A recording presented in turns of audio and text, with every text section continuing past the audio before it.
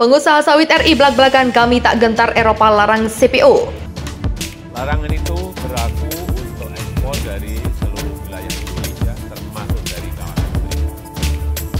Larangan ini memang digunakan jangka negatif, berpotensi mengurangi pendapatan. Saya melihat permintaan itu tidak banyak atau tidak signifikan ya. Jadi permintaan domestik pasti naik terus. Permintaan global itu sebenarnya in general juga menurut saya sih malah tumbuh terus ya. Nah tinggal makanya kan seasonal memang kalau sekarang ini misalnya kan beberapa negara misalnya ya China itu masih belum narik banyak lagi. Tapi di beberapa negara yang lain Eropa memang trennya turun. Tapi seperti India, Pakistan, Amerika itu tetap naik trennya. Penuh resiko-resiko, penuh kompleksitas, dan penuh kejutan-kejutan yang sering jauh dari kalkulasi kita, yang sering jauh dari hitungan-hitungan kita. Oleh sebab itu, kita harus mencari sebuah model baru, sebuah cara baru, nilai-nilai baru dalam mencari solusi dari setiap masalah-masalah yang kita hadapi. Dengan inovasi-inovasi, dan kita semuanya harus mau, dan akan kita paksa untuk mau. Kita harus meninggalkan cara-cara lama.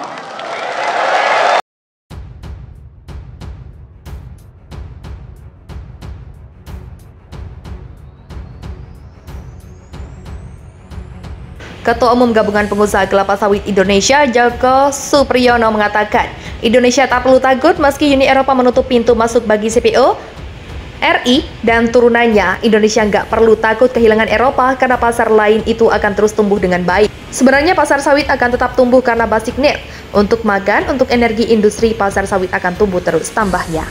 Ketua Umum Gabungan Pengusaha Kelapa Sawit Indonesia, Joko Supriyono pun mengatakan, tak mengapa jika RI menutup keran ekspor minyak sawit mentah dan turunannya ke Uni Eropa. Eropa nggak dikasih sawit juga nggak apa-apa. Poin saya sebenarnya adalah kalau Indonesia dan Malaysia itu sekarang mau kompak, ya kompak beneran. Supaya menghadapi Eropa itu satu kata Joko Rabu 25 Januari. Menurut saya itu sih supaya yang dilakukan Indonesia-Malaysia itu sama terhadap barir yang dibuat oleh Eropa. Ini yang harus dibuktikan dulu karena selama ini selalu beda-beda, tambahnya.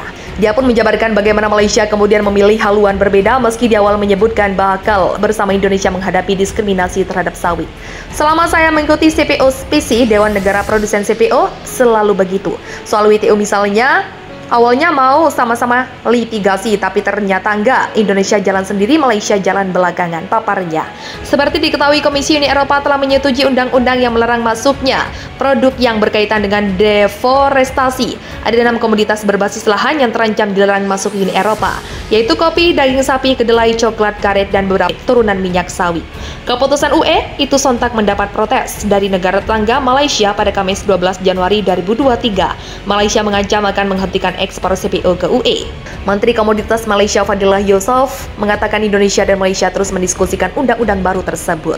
Jika kita harus menggandeng ahli-ahli dari luar negeri untuk melawan baik langkah Uni Eropa, maka langkah itu akan kita lakukan, tutur Fadillah seperti dikutip dari Reuters.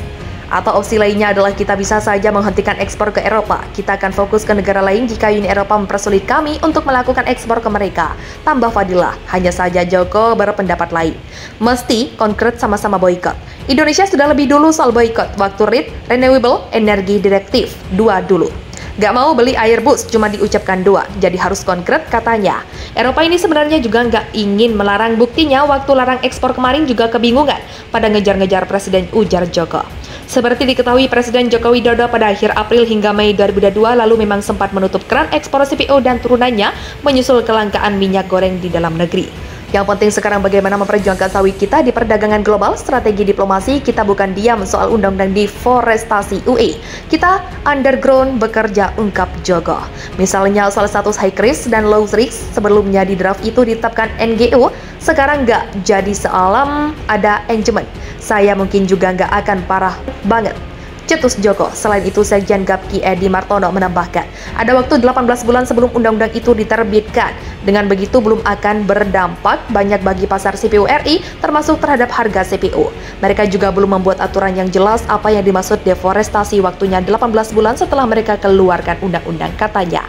Sementara itu, UE pada 19 Januari 2023 mengumumkan pemberlakuan bea masuk anti-dumping untuk produk fatty acid atau asam lemak asal Indonesia.